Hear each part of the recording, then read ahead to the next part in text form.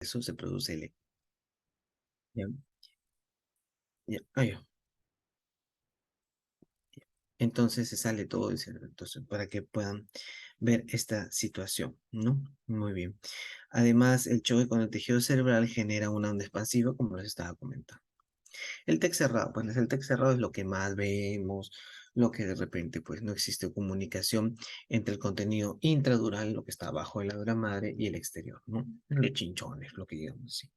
Pero tampoco hay que menospreciar, ¿no? Porque estos chinchones a veces vienen con fracturas de cráneo, ¿no? Entonces a veces las fracturas de cráneo, si tienes suerte, van para afuera. El problema es cuando las fracturas de cráneo sangran por dentro y pueden producir hematomas epidurales. Entonces es muy importante no menospreciar el TEC cerrado, pero sí más importante es el estado de conciencia, el estado clínico del paciente. Los accidentes automovilísticos constituyen su causa más frecuente. El mecanismo de producción está constituido por una fuerza física, ya que el fenómeno de contacto aceleración. Pues, ¿quién? Bueno, no todos, ¿no? Pero los que hemos estado alguna vez en un choque, bueno, por ejemplo, se te chocan por atrás, ¿no? Y tienes un contacto desde atrás y existe una aceleración y desaceleración del cuellito.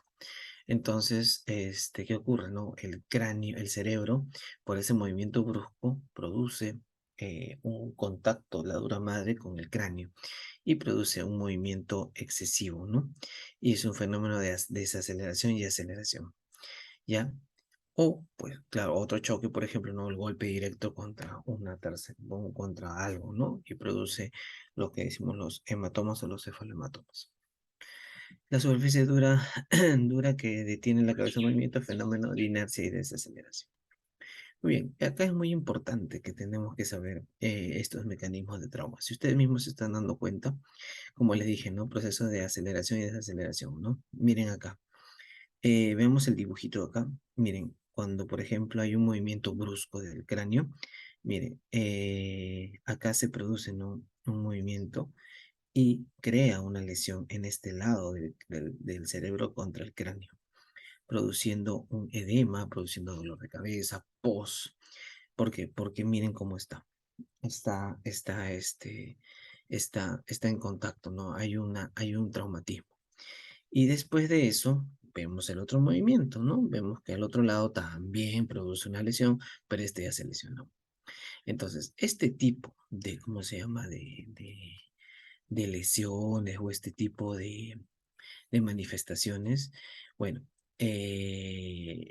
se produce eh, en accidentes automovilísticos, por ejemplo, ¿no? Pero ¿qué es lo que pasa con el tejido cerebral? Miren, el tejido cerebral está bonito, células, las células, ¿no? La dura madre. Después vemos acá la sustancia gris, la sustancia blanca. Pero cuando existe este tipo de lesiones, miren cómo se daña ¿cómo se llama? El tejido cerebral, ¿no? Miren los axones se dañan, ¿ya? Pero, y cuando es este, muy traumático, a veces entre nosotros los neurocirujanos decimos, no, mejor que te salga un hematoma sudural, un hematoma epidural, a que te dé esto que se llama LAD. ¿Qué es el LAD? El LAD es la lesión axonal difusa. Es cuando los axones de las células nerviosas del cerebro se lesionan. Es como que se rasgasen, ¿no? ¡Ah! Se desgarran, ¿no? Y producen unas contusiones, ya que lo estamos viendo, ¿no? Hay unas pequeñas contusiones y esas pequeñas contusiones pues producen estas lesiones, ¿no? El cerebro ya no es como el tejido, bueno, no sé, pues del estómago, el intestino, ¿no? Que se recupera, ¿no? Después que lo suturas, no. El cerebro es muy lábil a las lesiones. Entonces, vemos que existen rupturas de ¿cómo se llama? De estas fibras, ¿no? De estas fibras axonales. Y estas fibras axonales cuando se lesionan ya se quedan lesionadas. Por eso es que es muy importante protección en los accidentes, utilizar cinturón de seguridad, manejar tranquilos y todo eso. Eso es lo que, bueno, es lo que se debe hacer.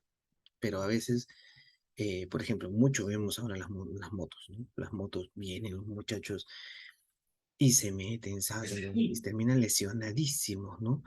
Tengo muchos pacientes ya de moto que ha aumentado mucho, ya con lesiones axonales difusas. muchachos jóvenes. El mecanismo pues es muy fuerte, ¿no? Imagínense, la moto choca y el paciente sale, puede salir disparado, ¿no? Hacia adelante, ¿no? Y la lesión es directa contra el piso. O pueden también a veces atropellarlos, ¿no? Y también, o sea, moto, carro, la moto siempre va a perder, por más que la moto tenga la culpa, por más que la moto se haya metido, por más que así es, el carro siempre va a tener la culpa, que es más grande. Entonces siempre va a perder, ¿no? Entonces, muchos pacientes están ahora viniendo por lesiones axonales difusas y las lesiones axonales difusas no es algo que se puede recuperar. Muchas veces sí, pero también muchas veces no. Y los pacientes quedan lesionados, secuelados de por vida. ¿Por qué? Porque este tipo de trauma, este mecanismo de trauma es diferente, ¿no? Yo prefiero, como les dije en su momento, tener un hematoma subdural, un hematoma epidural, te opero y listo, se acabó. Prefiero eso. Ahora, esto de acá no quiere decir que siempre va a pasar, ¿no? También puede presentarse hematomas, tanto epidural, subdural, contusiones hemorrágicas grandes, pero esto es lo más grave, ¿no? El LAD. También vamos a encontrar fracturas, que vamos a encontrar estrelladas o con hundimiento. Y eso lo vamos a ir viendo ahorita. Muy bien.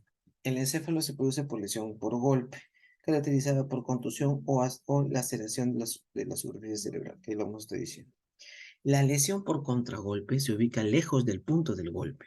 O sea, vemos acá y al otro lado, vemos el golpe acá, ¿no? ¡Pum! El golpe de frente. Pero al otro lado lo ponemos por contragolpe. Muy bien. Produciendo ruptura del parénquima, vasos sanguíneos y puede presentarse hematoma subdural o también intracerebral. Muy bien. Este mecanismo de trauma, como lo hemos estado viendo, ¿no? Aceleración, miren acá, ¿no? ¿No? La aceleración y la desaceleración. Miren cuántos pasos están pasando, cuántas cosas, ¿no? Esa movilidad diferencial entre el cráneo y el contenido, ¿ya? Hace que las órbitas y los polos frontales, temporales y occipitales sufran muchos impactos fuertes con aceleración y desaceleración, no tanto el parietal, no, frontal, temporal, acá, y occipital. Muy bien. Fisiopatología ¿cuál es? Netamente es la bomba sodio-potasio. Esta bomba sodio-potasio, ¿ya? Acuérdense, el sodio, cuando entra a la célula, hace que se hinche y el potasio sale. Así es el mecanismo. Netamente, acuérdense de esa situación. Muy bien. Vamos a encontrar, ¿no? En un TEC vamos a encontrar una hipoxemia. ¿Por qué? Porque por el golpe la célula se queda lesionada y la célula, si ya no recibe, si está muerta, entre comillas, el oxígeno disminuye, hay una hipoxemia.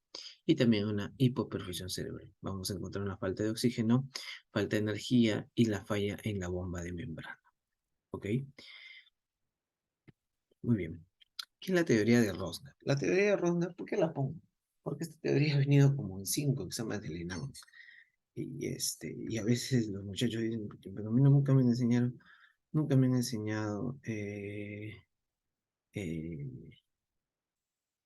ya, nunca me dicen, no, doctor, nunca me han enseñado la teoría de Rosner. Bueno, acá la pongo. La lesión cerebral se produce en gran porcentaje debido a la isquemia que resulta de los factores sistémicos y cerebrales. Y eso ya lo entendemos.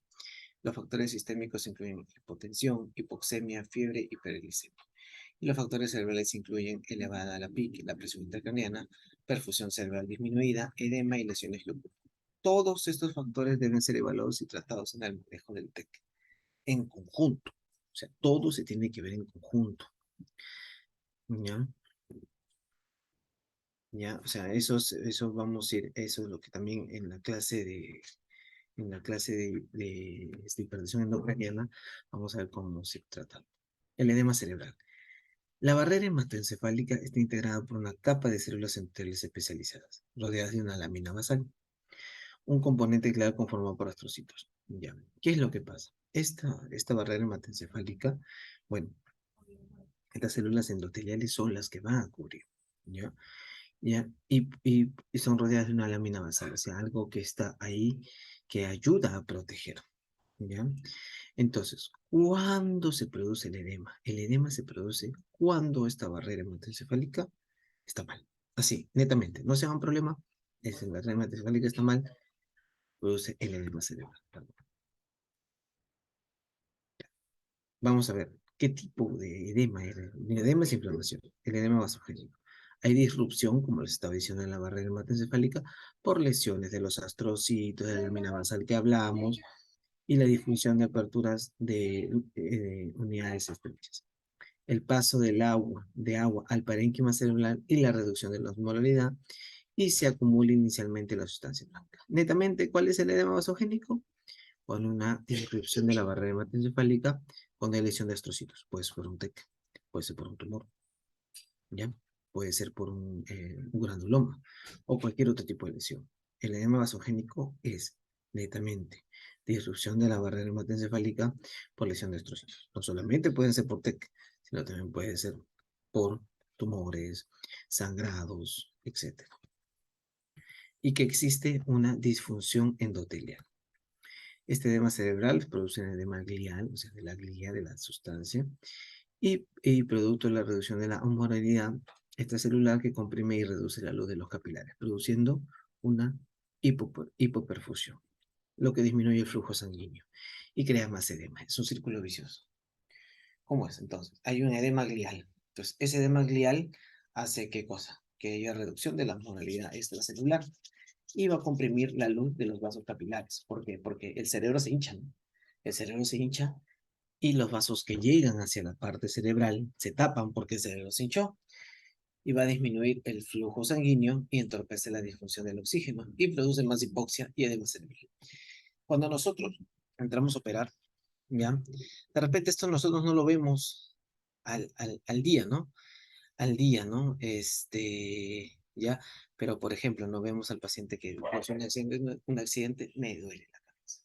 Entonces, todo este mecanismo que estamos hablando, ya, disrupción de la barrera hematoencefálica, hay reducción de la osmolaridad extracelular, hay compresión de los vasos capilares y hay disminución del flujo, todo se está produciendo adentro del cerebro. Es más, los pacientes migrañosos tienen ese problema también. ¿Ya? Hay edema cerebral, ¿ya? Hay disrupción, no tanto de la barrera hematoencefálica, pero sí es un círculo vicioso, ¿no? Un círculo vicioso, ¿no? Entonces hay mayor cantidad de flujos sanguíneos. En la migraña, ¿cuál es el problema? Hay mayor cantidad de flujo sanguíneo al cerebro, mayor cantidad, sigue, y no para, puede ser por problemas cardíacos, puede ser porque en sí su organismo del cuerpo, la persona, pues, tiene esa predisposición, ¿no? Y más que, por ejemplo, es ansiosa, no duerme bien, tiene problemas de depresión, todo eso hace que aumente la migraña. ¿Por qué? Porque hay excesiva cantidad de sangre que está yendo al cerebro. Entonces, produce mayor cantidad de sangre, mayor edema, ¿y qué pasa? Y disminuye el flujo. ¿Y qué pasa? Va a comprimir, ¿entiende? O sea, todo este mecanismo es uno contra otro, ¿no? Pero es un círculo vicioso. Entonces, ¿qué cosa es lo que se le dice al paciente migrañoso? Para que disminuya el flujo sanguíneo cerebral, entre comillas, ya, el paciente tiene que disminuir su gasto sanguíneo cerebral. ¿Cómo se disminuye el gasto sanguíneo cerebral? Durmiendo. Entonces, cuando uno duerme, hay menor cantidad de gasto sanguíneo cerebral. Se le dice al paciente migrañoso, ándate a dormir. Y con eso puede calmar. Existen múltiples, pues, tratamientos para la migraña, ¿no? Pero netamente, la migraña es edema cerebral. ¿Se puede tratar? Se puede tratar.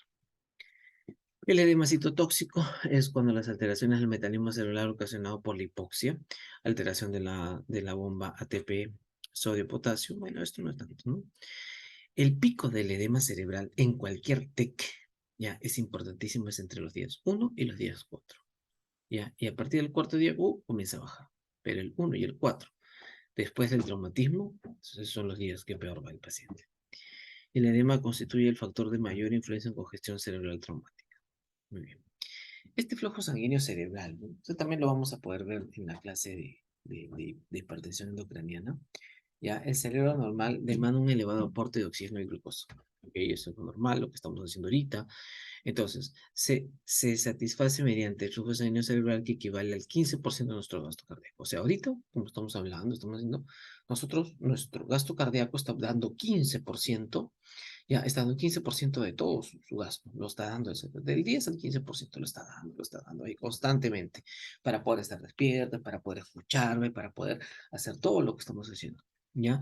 Y se da pues de 50 a 60 mililitros por cada 100 gramos por minuto, no, no viene, ¿ya?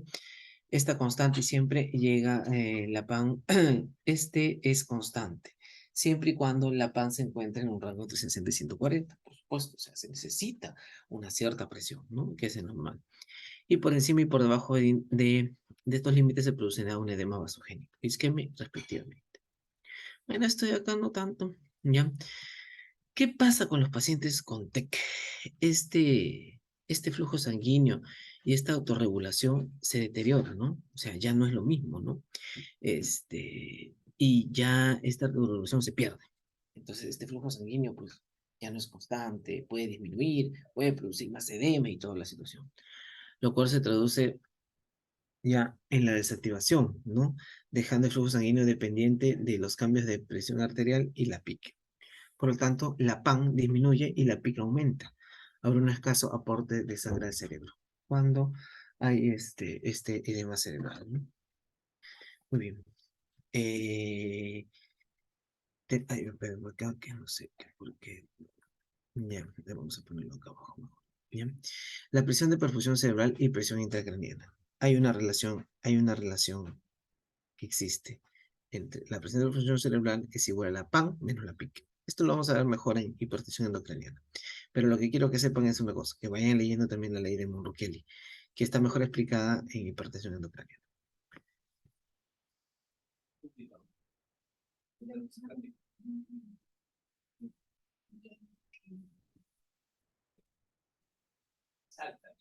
Muy bien.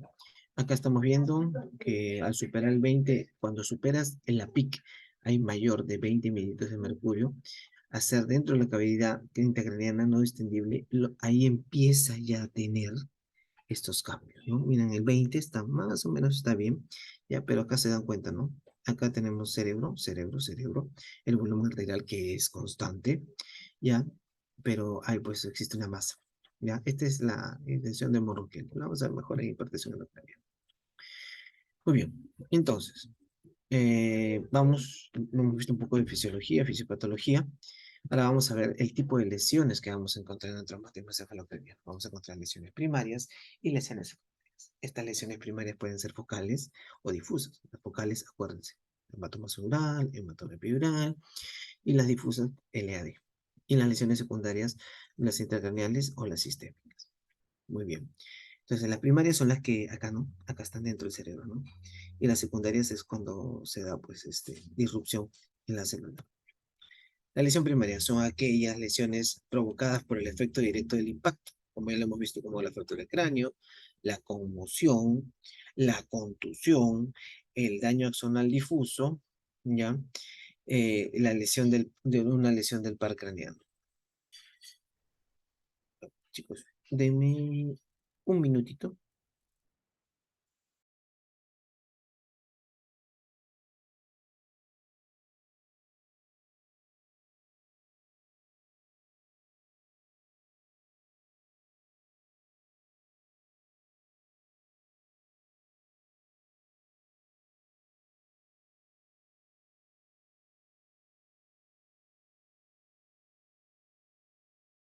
Listo, muy bien. Entonces, estos tipos de, ¿cómo se llama? Son las lesiones primarias.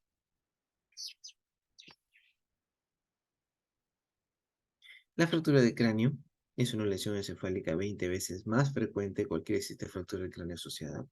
Se diagnostica con una radiografía simple o un ataque con ventana ósea. Se sospecha clínicamente cuando se encuentra hemotímpano, hematoma mastoideo, hematoma bipalpebral, rinorraquia o rodorraquia. Esto es lo que vemos, ¿no? El tímpano está con sangrecita.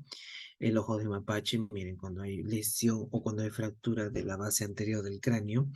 Y el signo de Batten, ¿no? Que es el signo que cuando hay lesión o fractura de la base media o base posterior del cráneo.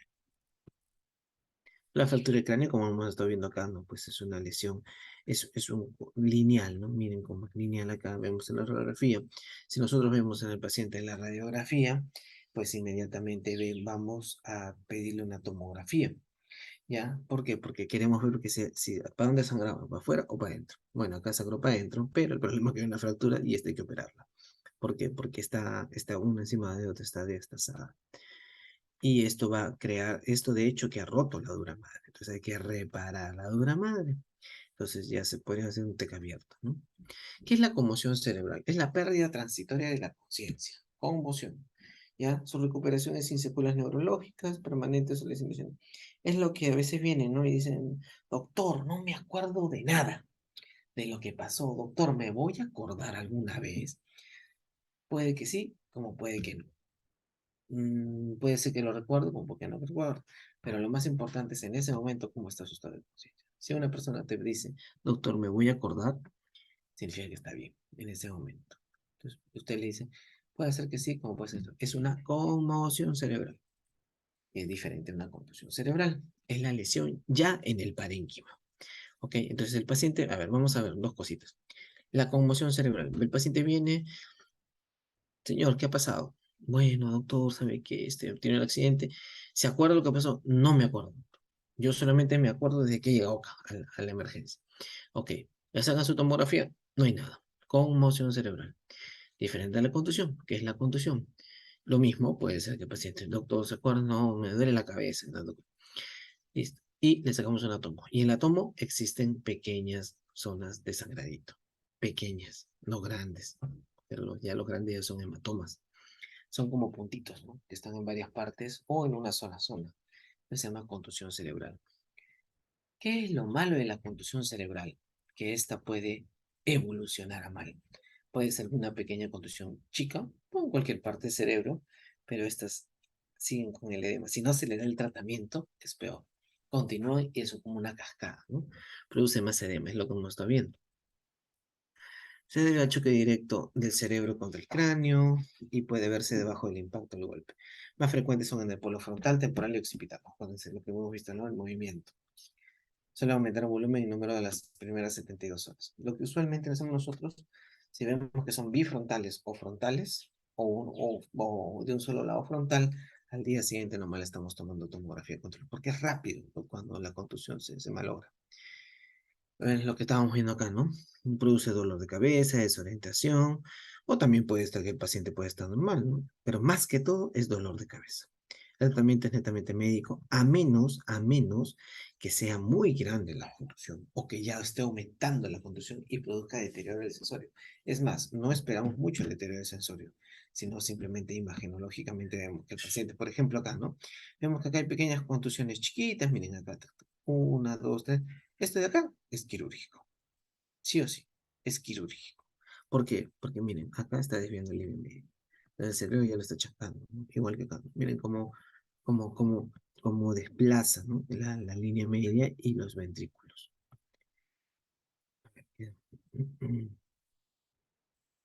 El daño zonal difuso, como ya les dije, ¿no? Miren acá, ¿no? Esta es la célula, el axón normal, y hay una fuerza. ¡Pah! Ya, ahí, vemos ahí, y se pierde, ¿no? Entonces, como que hay una resistencia primero, ¿ya? Como que se estira, ¿no? El axón, ¿no? Miren cómo acá se estira y después se descomprime, pero ya produce una ruptura, ya hay un daño en la ruptura, ¿ya? ¿Y qué cosa es lo que pasa? Va produciendo alteraciones en los canales de sodio, aumentando el influjo y favorece la entrada del calcio y produce más problemas.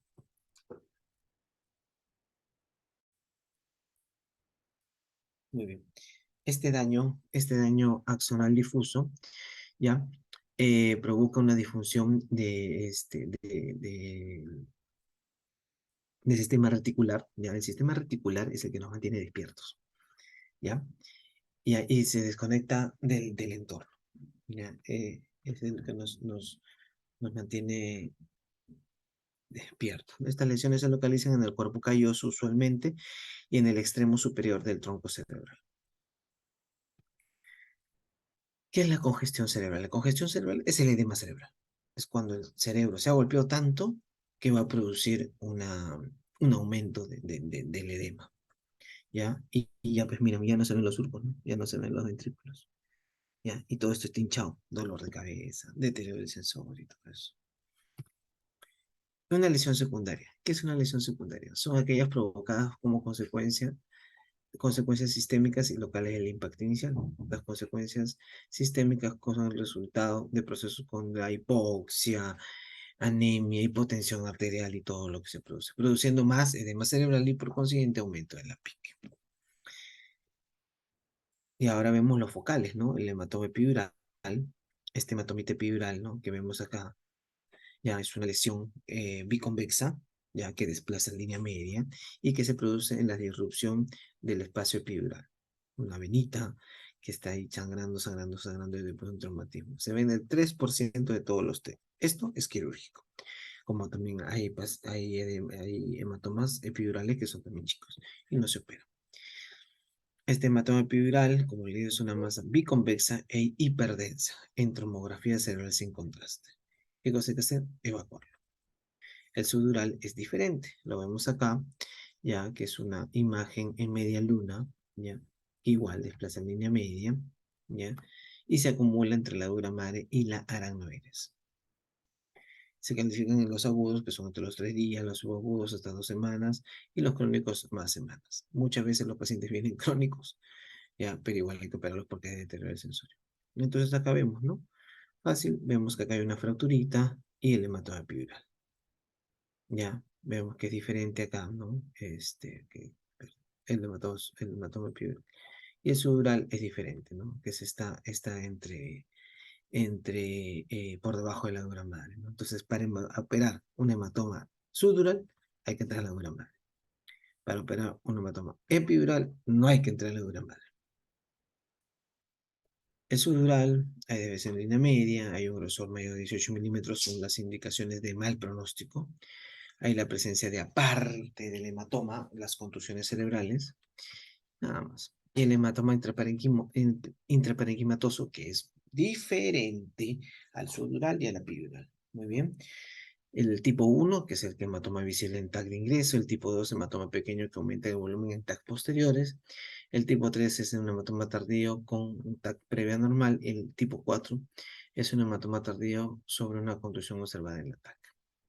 Es este de acá, ¿no? Este es el hematoma intraparenquimatoso. La hidrocefalia es algo que se debe a la obstrucción, o sea, el líquido cefalorraquídeo tiene que reabsorberse. Como hay edema cerebral, se reabsorbe en los corpúsculos de Pacchioni, que están en la parte superior. Ya, estos corpúsculos de Pacchioni, ya, tienen que reabsorber el ventrículo. Entonces, se reabsorbe el ventrículo y como está de edema, los corpúsculos están cerrados, están chancándose frente al cráneo, entonces no hay reabsorción. ¿Ya? Igual la fístula del líquido cefalorraquídeo, producidas por el desgarro, las meninges, y ahí el líquido cefalorraquídeo se sale por el cráneo. Ya, en la presencia de neumoencéfalo muchas veces, y las fístulas usualmente se tratan con reposo. Muy bien. Chicos, esta es así netamente la primera parte de traumatismo encefalocraniano. ¿Alguna pregunta que quisieran hacerme, por favor?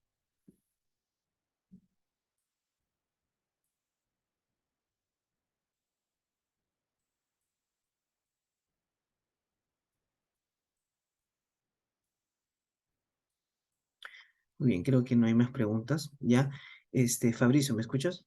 Sí, doctor. Sí, Fabricio, esta es la primera parte de traumatismo encefalocraniano. Es medio pesadita la clase porque pucha, es bastante. Ya, yo les voy a hacer netamente 2 clases. Traumatismo encefalocraniano, ya. Y la próxima clase, la segunda parte con videos de traumatismo encefalocraniano, las cirugías, ya. Y las siguientes 2 clases yo les voy a hacer hipertensión endocraniana, ya, que también es un tema un poquito pesado, pero es muy bonito, ya. Y después de eso ya coordinamos con ustedes para que puedan hacer sus exposiciones, pero que no sea tan pesadito, ya, para poder, más que todo, para completar los temas del examen. ¿Está bien? Sí, doctor. ¿Sí? ¿Alguna pregunta? ¿Quisieran hacerme algo? Todo claro, doctor. Muy bien. Ya, chicos, entonces, por hoy día acabamos ahorita, ya, cualquier cosa, Fabricio, me dices por el WhatsApp y con